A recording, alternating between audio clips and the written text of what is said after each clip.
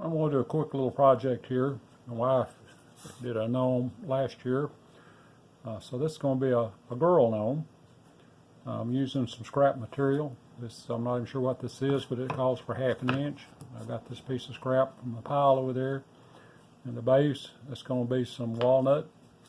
And then for the 1/8 pieces, 1/8 inch pieces, I've got this Baltic birch plywood. So she's going to paint it, and so I'm just going to kind of rough up, smooth the surface a little bit for the paint.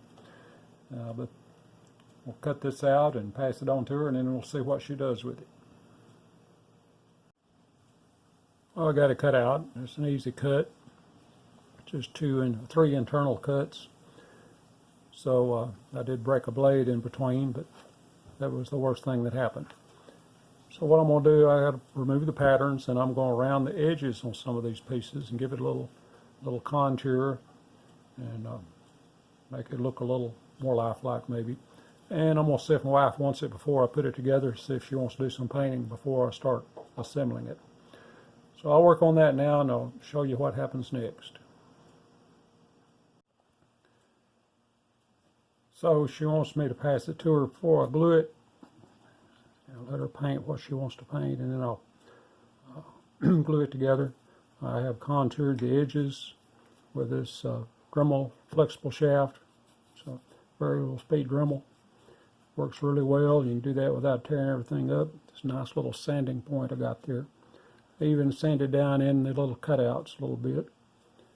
But that's pretty much where we are. I've got everything rounded off and got the contour the way I want it. And I'm going to pass it on to her and let her do the painting. So there's the finished product. My wife has finished her painting. I've glued it together, put a light coat of sealer on it, kind of protect it. That was her